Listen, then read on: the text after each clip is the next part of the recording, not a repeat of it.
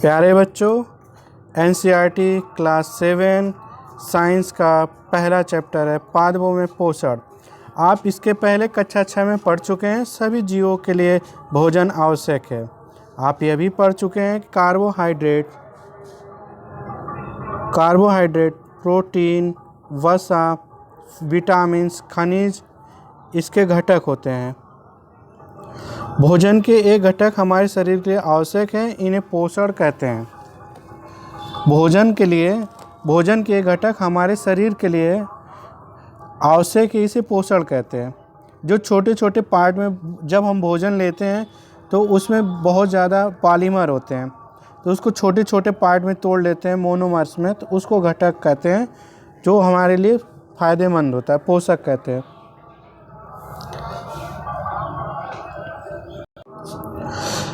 सभी जीवों में भोजन की आवश्यकता होती है। पादप पौधे में स्वयं के लिए भोजन बना सकते हैं, परंतु मानव सहित कोई भी प्राणी अपना भोजन स्वयं नहीं बना सकते हैं। वे पादपों आहार को ग्रहण करने वाले जंतुओं से अपना भोजन प्राप्त करते हैं।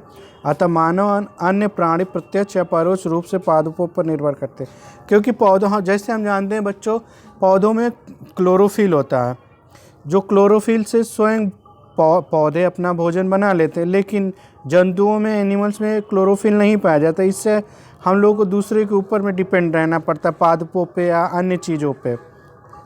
ठीक,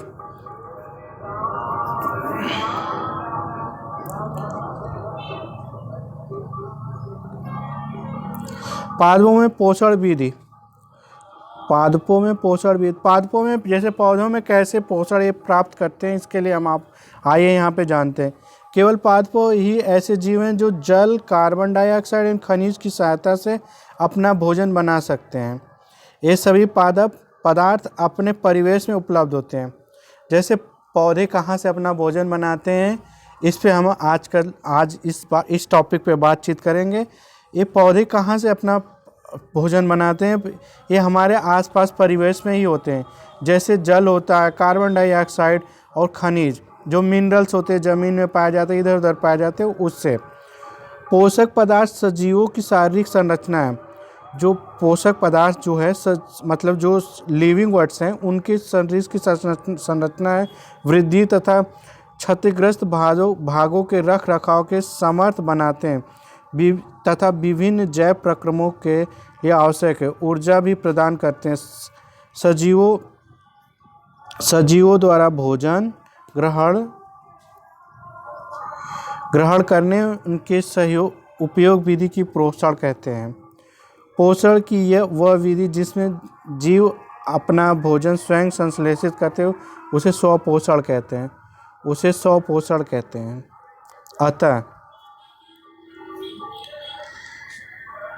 ऐसे पादपों को स्वपोषी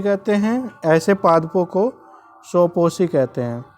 जंतु एवं अधिकतर अन्य जीव पादपों द्वारा संश्लेषित भोजन ग्रहण करते हैं, उन्हें विषम पोषित कहते हैं। जैसे अन्य जीव जो पादपों द्वारा भोजन बना लिए जाते हैं, उसको फिर यूज करते, खाते पीते हैं, तो उसको हम लोग विषम पोषी कहते हैं।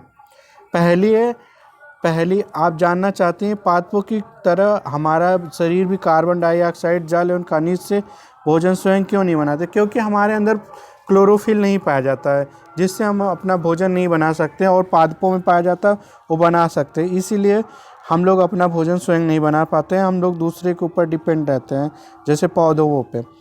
अब हम पूछ सकते हैं कि पादपों की खाद्य फैक्ट्रियाँ कहाँ स्थित होती है? क्या भोजन के सभी भागों में निर्मित होता है, अथवा केवल कुछ विशेष भागों में? पादप अपने परिवेश से कच्ची सामग्री किस प्रकार प्राप्त करते हैं? खाद्य फैक्ट्रियों तक उनका हस्तांतरण किस प्रकार होता है? देखिए बच्चों, प्रकाश संश्लेषण पादपों में खाद्य संश्लेषण का प्रक्रम। ठीक, पत्तियां पादप की खाद्य फैक्ट्रियां हैं, अतः हम सभी कच्चे पदार्थ पत्तियों तक पहुंचने चाहिए। मृदा में उपस्थित जल एवं खनिज जड़ मूल द्वारा अवशोषित किए जाते हैं। ठीक, तने के माध्यम से पत्तियों तक पहुंचाए जाते हैं। पत्ती सतह पर उपस्थित सूक्ष्म रंध्रों द्वारा वायु में उपस्थित कार्बन डाइऑक्साइड प्रवेश करती हैं। ठीक, अब आइए कोशिकाओं के बारे में हम बात करते हैं, जो सेल होती हैं पौधों की।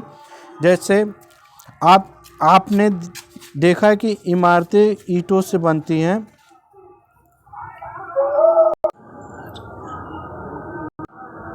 ठीक, जैसे हमने आपको बताया ये इमारत है, ये पूरी इसको इमारत आप समझ लीजिए। ठीक, अब इसको यहाँ पे जो ये छोटे छोटे भाग दिख रहे हैं, इसको आप ईंट एक समझ लीजिए, जिसको हम यहाँ पे कोशिका कह रहे हैं, सेल कहेंगे। ठीक, सेल है ये,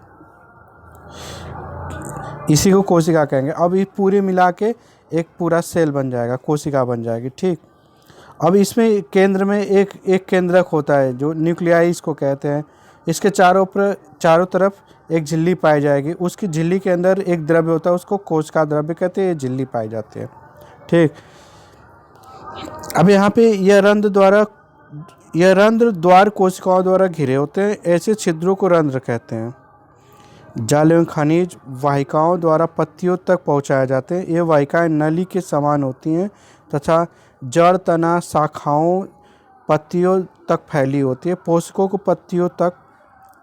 पत्तियों तक पहुंचाने के लिए ये वाहिकाएं सतत मार्ग बनाती हैं। पादपों में पदार्थों के परिवहन विषय में आप अध्याय 11 में पढ़ेंगे। अभी हम आगे चैप्टर में पढ़ेंगे इसके बारे में। ठीक,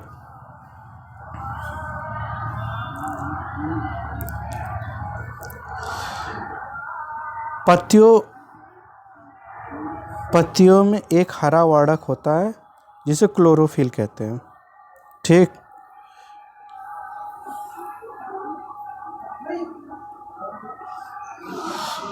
एक हरा वर्णक जिसे क्लोरोफिल कहते हैं। जैसे हमने इसके पहले बात कर चुका है इसके बारे में, क्लोरोफिल के बारे में। क्लोरोफिल सूर्य के प्रकाश सौर ऊर्जा की संग्रहण करने में पत्तियों की सहायता करता है। इस ऊर्जा का उपयोग जल एवं कार्बन डाइऑक्साइड को खाद्य संश्लेषण होता है, क्योंकि खाद्य संश्लेषण सूर्य के प्रकाश की उपस्थिति में होता है, इसलिए इसे प्रकाश संश्लेषण कहते हैं। अतः हमने देखा है कि क्लोरोफिल सूर्य का प्रकाश, कार्बन डाइऑक्साइड जल संश्लेषण के लिए आवश्यक है। इस पृथ्वी पर एक अद्वितीय प्रक्रम है। पत्तियों द्वारा सौर ऊर्जा संग्रहित की जाती है तथा पादप में खाद्य के रूप में संचित होता है। अतः सभी जीवों के लिए सूर्य की ऊर्जा चरम स्रोत है। इसी को अद्वितीय प्रक्रम कहते हैं। क्या आप कल्पना कर सकते हैं कि प्रकाश संश्लेषण नहीं होगा तो क्या होगा?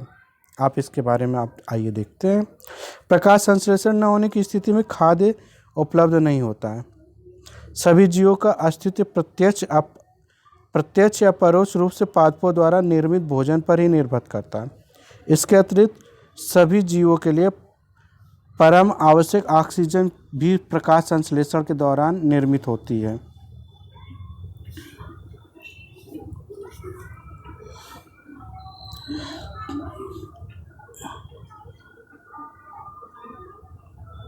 प्रकाश संश्लेषण की अनुपस्थिति में पृथ्वी पर जीवन की कल्पना असंभव है। प्रकाश संश्लेषण के दौरान पत्तियों की क्लोरोफिल युक्त कोशिकाएं सूर्य के प्रकाश की उपस्थिति में कार्बन डाइऑक्साइड जल से कार्बोहाइड्रेट का संश्लेषण करती है। इस प्रक्रम को निम्नलिखित समीकरण द्वारा दर्शा सकते हैं।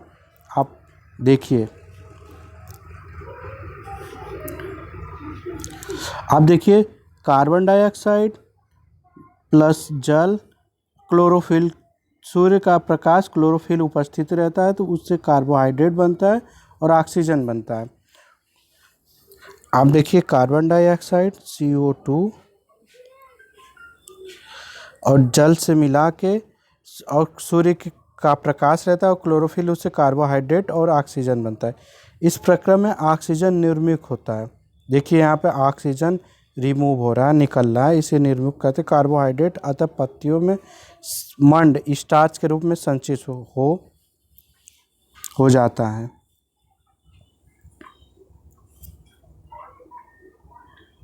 हो जाते हैं।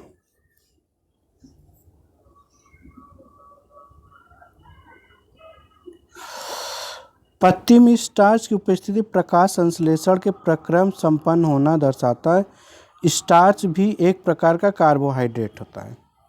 जो मंड है, स्टार्च है, एक प्रकार का कार्बोहाइड्रेट होता है। ठीक, अब यहाँ पे आप देखिए इस फिगर में कैसे कैसे क्या दिखाया गया। यहाँ पे आप सौर ऊर्जा हुआ, कार्बन डाइऑक्साइड हमारे इन्वायरमेंट में, परिवेश में। अब फिर यहाँ पत्तियों की रंध्र द्वारा इसको लिया जाता है और यहाँ से सूर्य से प्रकाश निकलता है। फिर ये भोजन बनाते हैं, इसी को कार्बोहाइड्रेट कह देते हैं। और फिर ऑक्सीजन भी निकल जाता है। ये पत्तियों में क्लोरोफिल होता है, खनिज जल मिलता है। आप आइए इसके बारे में पूरा सही से डिटेल से बात करते हैं।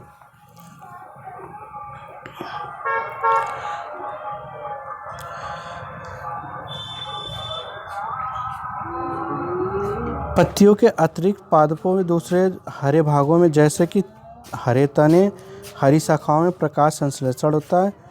मरुस्थलीय पादपों में वाष्पोत्सर्जन द्वारा जल क्षय को कम करने के लिए पत्तियां सल या शूल रूपी पाई जाती हैं। इन पादपों के तने हरे होते हैं और जो प्रकाश संश्लेषण का काम, जहाँ पे मरुस्थलीय होता है, जहाँ पानी बहुत कम पाया जाता है, वहाँ पे मरुस्थलीय पादपों में पत्तियाँ बहुत मोटे से होती हैं, या उस पर क्यूटिकल पाई जाती है, या वो कांटेदार जैसे होती है। उससे ऑक्सीजन और जो है वाटर, पानी उत्सर्जन में कम हो जाता है, जिससे हम लोगों को फ़ायदा होता है।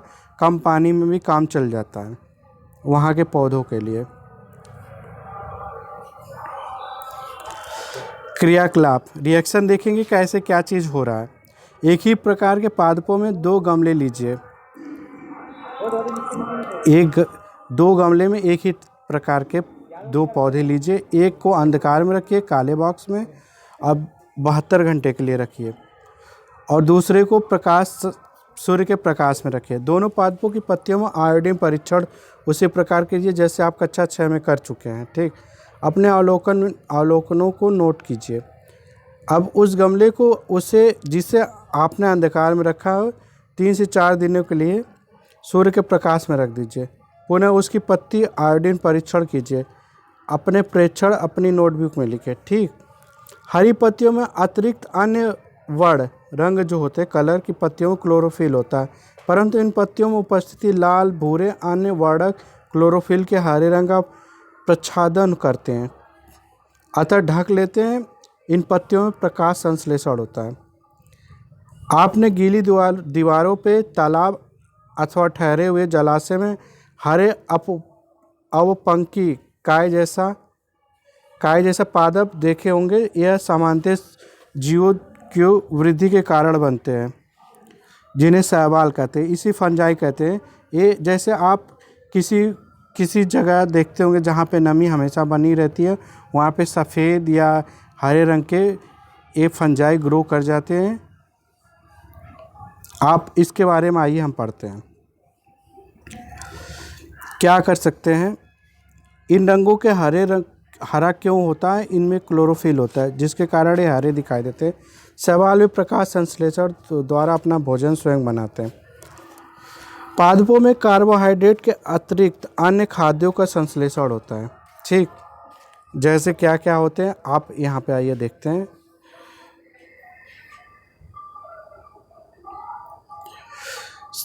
अभी आपने पढ़ा है कि प्रकाश संश्लेषण प्रक्रम द्वारा पादप पौधे कार्बोहाइड्रेट का संश्लेषण करते हैं, जैसे कार्बोहाइड्रेट कार्बन, हाइड्रोजन, ऑक्सीजन से बनते हैं। इनका उपयोग खाद्य के अन्य घटकों के संश्लेषण में होता है, परंतु प्रोटीन नाइट्रोजनी पदार्थ हैं, जिनमें कार्बन, ऑक्सीजन, हाइड्रोजन के अतिरिक्त नाइट्रोजन भी होते हैं। पादपों को नाइट्रोजन कहाँ से प्राप्त होती है? यदि याद कीजिए, वायु में नाइट्रोजन गैसीय अवस्था में प्रचुर मात्रा में पाई जाती है, परंतु पादप इसका अवशोषण इन्हीं रूप में नहीं कर सकते हैं। मिट्टी में कुछ विशेष जीवाणु होते हैं, बैक्टीरिया होते हैं, जो गैसीय नाइट्रोजन को उपयोगी यौगिक में कंपाउंड में परिवर्तित कर मृदा में निर्मुक्त करते हैं। यह विलेय पदार्थ पादपों द्वारा जल के साथ अवशोषित कर लिए जाते हैं। संभवतः आपने देखा कि किसान अपने खेतों में उर्वरक या खाद डालते हैं जिनमें नाइट्रोजनी पदार्थों का प्रचुरता होती है। इस प्रकार अन्य घटकों के साथ पादपों की नाइट्रोजन की जो मांग होती है आपूर्ति हो जाती है। ठीक, इसके पश्चात पादप खाद्य अन्य संघटकों जैसे प्रोटीन वसा का संश्लेषण करते हैं। पादपों में पोषण की अन्य विधियां जो हैं अब यहाँ पे बात करते हैं हम। कुछ पादप पौधे ऐसे भी हैं जिनमें क्लोरोफिल नहीं होता फिर भी अपना वो भोजन बनाते हैं। वे कैसे बनाते हैं इसके बारे में हम बात करते हैं। वे भोजन संश्लेषण नहीं कर सकते, वे कैसे जीवित रहते हैं तथा वे पोषक किस प्रकार प्राप्त होते हैं। मनुष्य अन्य प्राणियों की तरह से पादप भी अपने भोजन के लिए अन्य पादपों द्वारा निर्मित खाद्य पर निर्भर करते हैं। वे विषम पोषी प्रणाली का उपयोग करते हैं। चित्र 1.5 में को ध्यान में से देखिए। क्या आप एक वृक्ष के तने एवं शाखाओं से लिपटी रस्सीनुमा पीले रंग की संरचना दिखाई देती है? ये अमरबेल पादप है। ये जो होता है पादप अमरबेल होता है। अमरबेल पादप का है, इसमें क्लोरोफिल नहीं होता है। ये अपना भोजन उस पादप से प्राप्त करते हैं जिस पर आरोहित होते हैं, जिस पे डिपेंड करते हैं, जिस पर ये आरोहित होते हैं वो पादप परपोषी कहलाता है। क्योंकि अमरबेल जैसे पादप परपोषी अमूल्य पोषकों से वंचित करते हैं अतः इन्हें परजीवी कहते हैं। क्या हम अन्य जंतु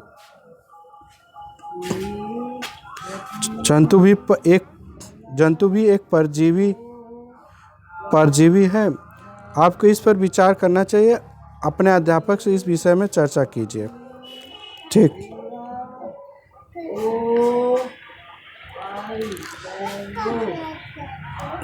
क्या आपने ऐसे पादपों को देखा है अथवा उनके विषय में सुना है जो जंतुओं का भक्षण करते हैं, जो जंतुओं को खुद भक्षण करते हैं? कुछ ऐसे पादप भी हैं जो जो कीटों को पकड़ते हैं, उन्हें पचा जाते हैं।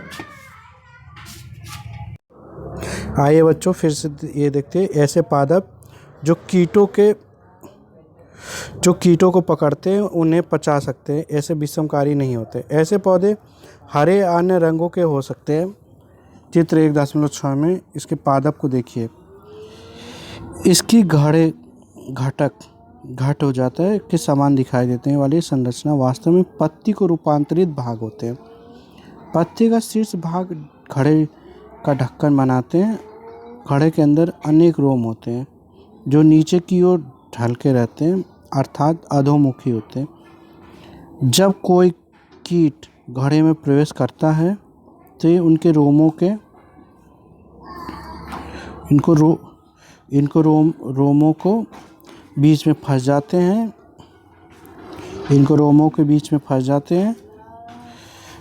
हैं। घड़े में उपस्थित पाचक रस द्वारा कीटों का पाचन हो जाता है।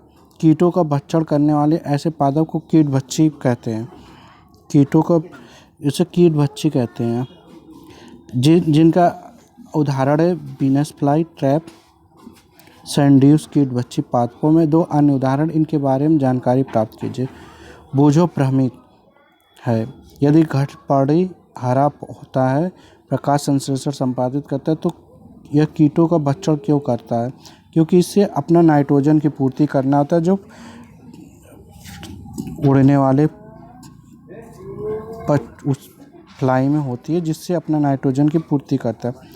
क्या संभव इस प्रकार से पादपों को मृदा में वो पोषित नहीं मिल पाती जिन्हें आवश्यकता होती है? ठीक, मृत जीवी आपने 1.6 में ये जो पौधों के बारे में देख लीजिए। ये ढक्कन जो था, ये जो ढक्कन है और ये जो इसमें रोम होते हैं छोटे छोटे, इसके अंदर इसमें जाके फंस जाते हैं और फिर इसी ढक्कन इसके अंदर बैक अंदर होता है, ढकनुमा होता है। इसमें जाके जो होते हैं फ्लाई जो होती हैं इसमें फंस जाती हैं, कीट फंस जाते हैं, जिससे इसको बंद कर लेता है, फिर अपना जो नाइट्रोजन की पूर्ति कर लेता है। अब मृत जीवी के बारे में हम आप आइए बात करते हैं। आपने बाज़ार में छत्रक मशरूम देखे बिकते हुए बहुत देखे, जो सफ़ेद कलर का होता है सामान्यतः। एक चित्र 1.7 में अब इसके बारे में देखेंगे। वर्षा के दिनों में वृक्षों की सड़ी गली, टूटी टहनियों तथा अथवा तनों या छालों पर छाते के समान संरचनाओं के गुच्छे भी आपने देखे होंगे। आइए देखें जीवन यापन हेतु इन्हें किस प्रकार के पोषकों की आवश्यकता होती है, वे इन्हें कहाँ से प्राप्त होते हैं। बुझो जानना चाहता है कि ये जीव अपना भोजन किस प्रकार प्राप्त करते हैं। इन प्राणियों के समान मुख नहीं होता, ये हरे पादपों के समान नहीं होते, इसमें क्लोरोफिल अनुपस्थित होता है, अतः प्रकाश संश्लेषण द्वारा भोजन का संश्लेषण नहीं कर सकते हैं। आइए इसके बारे में पढ़ते हैं, क्रियाकलाप क्या होती है, इसका जो है रिएक्शन कैसे होती है इसके बारे में। डबल रोटी ब्रेड जो है एक टुकड़ा लीजिए, इसे जल में भिगो लें, इसे किसी नम या उष्ण स्थान पर 2 से 3 दिन के लिए रखें अथवा उस समय तक रहने दीजिए जब तक इसमें रोएं जैसी संरचना न दिखाई देने लगे। ये दबे किस रंग के होते हैं, किस आवर्धक लेंस और सूक्ष्मदर्शी की सहायता से अवलोकन कीजिए। अपने पेछड़ों को नोटबुक्स में लिख लीजिए। बहुत संभव है कि आपके कोई रुई के धागों के समान संरचना दिखाए। यह जीव या फंजाई कहलाती। इन्हीं पोषण प्रणाली तथा पोषण भिन्न प्रकार की होती है। ये मृत विघटनकारी सड़ने वाली वस्तुओं की जैव पदार्थों की सतह पर कुछ पादक रसों का स्राव करते हैं तथा उसे साधारण और विलेय के रूप में परिवर्तित कर देते हैं। तत्पश्चात इस विलयन का भोजन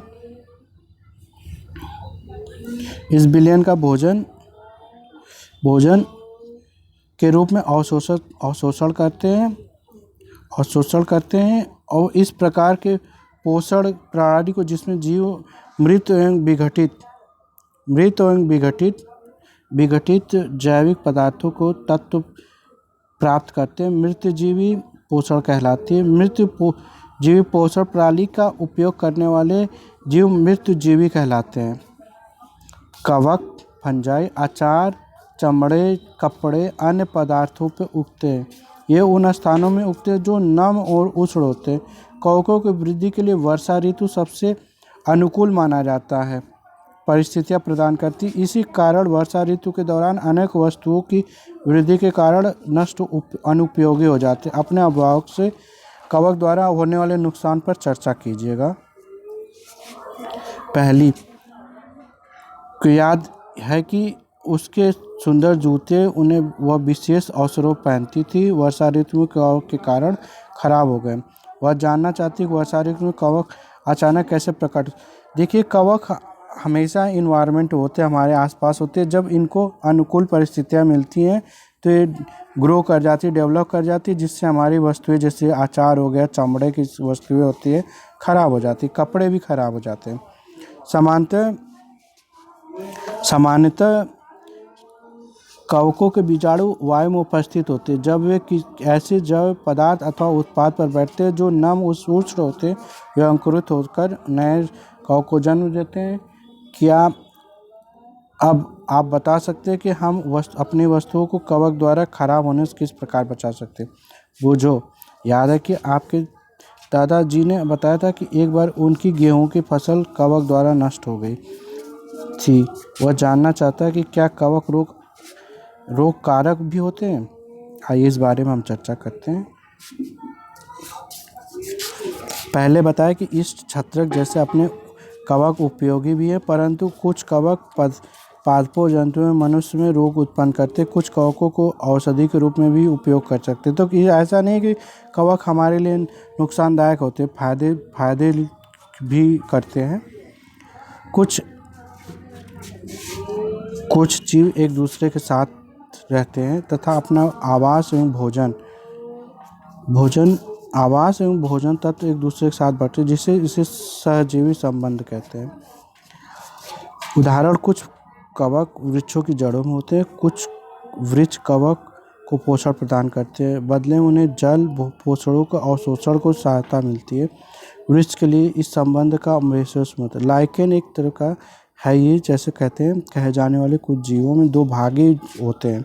इनमें एक शैवाल होता है, दूसरा कवक होता है। शैवाल में क्लोरोफिल उपस्थित होता है, जबकि कवक में क्लोरोफिल नहीं होता। कवक शैवाल को रहने का स्थान, आवास, जल एवं पोषक तत्व उपलब्ध करता है तथा इसके बदले में शैवाल प्रकाश संश्लेषण द्वारा संश्लेषित खाद्य को कवक को देता है। मृदा में पोषकों की पुनः पूर्ति किस प्रकार होती है? आइए देखते हैं मृदा में पोषकों की पुनः पूर्ति किस प्रकार से। क्या आप किसानों को अपने खेतों अथवा माली को बगीचे लान में गमलों में खाद उर्वरक डालते हैं? क्या आप जानते हैं इन्हें मृदा क्यों कहलाते हैं? आप पढ़ चुके पादप मृदा में खनिज पोषक तत्व अवशोषित करते हैं, अतः मृदा में इनकी मात्रा लगातार कम होती जाती है। उर्वरक खाद में नाइट्रोजन, पोटेशियम, फास्फोरस जैसे पोषक होते हैं। पादपों द्वारा लगातार उपयोग किए जाने के कारण मृदा में उनकी मात्रा धीरे धीरे कम होती है। इसलिए मृदा को इनके पोषकों को समृद्ध करने के लिए भूमि में खाद मिलाने की आवश्यकता होती है। इसीलिए किसान या माली अपने लान या खेत में खाद का उपयोग करता है। यदि हम पादप के पोषण की आवश्यकता बारे में ज्ञान हो तो हम न केवल पादपों को उगा सकते बल्कि उन्हें स्वस्थ भी रख सकते। पादपों में प्रोटीन बनाने के लिए सामान्यतः नाइट्रोजन की अधिक आवश्यकता होती है। फसल कटाई के बाद मृदा में नाइट्रोजन की कमी हो जाती है। यद्यपि वायु में नाइट्रोजन गैस प्रचुर मात्रा में उपलब्ध होती है, परंतु पादप इसका उपयोग करने में असमर्थ होते हैं। जैसे वे कार्बन डाइऑक्साइड का उपयोग करते हैं, पौधे नाइट्रोजन को विलय के रूप में अवशोषित कर सकते हैं। कुछ जीवाणुओं को राइजोबियम कहलाते हैं, वायुमंडलीय नाइट्रोजन को विलय पदार्थों में परिवर्तित कर देते हैं, परंतु राइजोबियम अपना भोजन स्वयं नहीं बना सकते। ये चना, मटर, मूंग मूंग, सेम जो 2 दाल की फसलें होती हैं जिसमें 2 पार्ट हो जाता है उसके बीच ही, उसमें राइजोबियम में पाया जाता है, जिससे वायुमंडल में उपस्थित नाइट्रोजन को खींचकर अपने अंदर उसको विलय में कर देता है, जिससे पौधों को यूज हो जाते हैं। जो 2 दाली फसलें होती हैं फलीदार पादपों में जड़ में रहते हैं, नाइट्रोजन आपूर्ति करते हैं। अधिकतर दालें फलीदार पादपों में पाई जाती है। इससे बदले पादप राइजोबियम जीवाणु को आवास एवं खाद्य प्रदान करते हैं, अतः इनमें सहजीवी संबंध होता है। जैसे हमने इसके पहले लाइकेन के बारे में बात कर चुके हैं। इस संबंध का किसानों के लिए विशेष महत्व है। दालों के फसलों के लिए उन्हें मृदा में नाइट्रोजनी उर्वरक देने के लिए आवश्यकता नहीं पड़ती है। ऐसे में किसान को खाद नहीं डालना पड़ता है। जो 2 दाली फसलें होती हैं वो खुद इसमें ऐसे जीवाणु होते हैं, बैक्टीरिया होते हैं जो अपना खुद नाइट्रोजन को अवशोषित करके उसमें बना देते हैं। अगली फसल के सामने उर्वरक की आवश्यकता नहीं होती। इस अध्याय में आपने पढ़ा कि अधिकतर पादप स्वपोषी होते हैं। ठीक, बहुत कम पादप अन्य पोषण प्रणाली अपनाते हैं, जैसे परजीवी होता है, मृतजीवी होता है। परजीवी एवं मृतजीवी दूसरे पादपों से पोषण प्राप्त करते हैं। ऐसे प्राणी अपने भोजन के पादप अन्य प्राणियों पर निर्भर करते हैं, अतः उन्हें विषम पोषी भी कहते हैं। समूहकृत किया जाता है, अतः क्या कह सकते हैं, कीट बच्ची पौधे आंशिक विषम पोषी होते हैं। ठीक, अब यहाँ पे हम बच्चों हमारा जो चैप्टर था पूरा ख़त्म हो गया है, लेकिन इसमें कुछ प्रमुख शब्द हैं जिसके याद करना हमारे लिए बहुत ज़रूरी है। जैसे स्वपोषी होते हैं, खुद अपना भोजन बना लेते हैं। पादप में क्लोरोफिल होता है। ये जो पादप होता है, पादप क्लोरोफिल होता है जिससे अपना भोजन स्वयं बनाते हैं। विषम पोषी होते हैं, दूसरे पे डिपेंड होते हैं। परपोषी होते हैं। कीट बच्ची, जो हमको 2 उदाहरण मिला था उसको हमें याद कर लेना चाहिए। एक सेंट्रिया थी और एक और था। जो पोषक होता है परजीवी होता है, पोषक भी होता है परजीवी, और प्रकाश संश्लेषण जो फोटोसिंथेसिस होता है जिससे हमें कार्बोहाइड्रेट बनता है। मृतजीवी होते हैं, उसमें रंध्र द्वारा क्लोरोफिल का अवशोषण होता है। और सहजीवी जैसे लाइकेन था और राइजोबियम था, कवक होते फंजाई जो हमारे वस्तुओं को ख़राब कर देते हैं। तो धन्यवाद। हमारे चैनल को आप सब्सक्राइब करें। बच्चों, आप इस चैप्टर में क्या सीखा उसके बारे में आप एक बार से बात कर लेते हैं, डिस्कशन कर लेते हैं। सभी जीवों को खाद्य की आवश्यकता होती है। जो भी सजीव होते हैं उसमें खाद्य की आवश्यकता होती है, जिसका उपयोग वे अपनी वृद्धि एवं शरीर के रख रखाव के लिए आवश्यक ऊर्जा प्राप्त करते हैं। हरे पादप प्रकाश संश्लेषण द्वारा अपना खाद्य संश्लेषित करते हैं।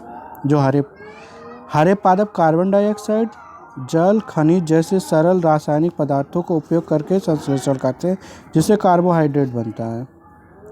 प्रकाश संश्लेषण के क्लोरोफिल, सूर्य का प्रकाश अनिवार्य रूप से आवश्यक होता है। प्रकाश संश्लेषण के लिए क्लोरोफिल जो पौधे में पाया जाता है, ये जो सूर्य से प्रकाश लेके फिर उसको अपना भोजन बनाते हैं। कार्बोहाइड्रेट जैसे जटिल पदार्थ प्रकाश संश्लेषण के उत्पाद हैं। प्रकाश संश्लेषण के प्रक्रिया में क्लोरोफिल की सहायता पत्तियों द्वारा ऊर्जा का संचयन करता है। प्रकाश संश्लेषण में ऑक्सीजन को होता है, जिससे हम अपना सांस लेते हैं। इस ऑक्सीजन का उपयोग जीवों द्वारा अपनी उत्तरजीविता के लिए किया जाता है। कवक अपना भोजन मृत एवं अपघटित जैव पदार्थों से प्राप्त करते हैं और मृत जीवी कहलाते हैं। अमरबेल जैसे पादप परजीवी हैं जो परपोषी होते हैं, जो दूसरे से अपना भोजन खुद बनाते। कुछ पादप एवं अन्य जीव अपने पोषण हेतु जीवों पर निर्भर करते हैं, जैसे विषमपोषी कहते हैं। तो यहाँ पे हमने जो अच्छे चीज़ें थी, अच्छी चैप्टर में जो इम्पॉर्टेंट चीज़ें थी, उस चीज़ को हमने पढ़ लिया। इसको आप याद कर लीजिए और हमारे चैनल को सब्सक्राइब करें। धन्यवाद बच्चों।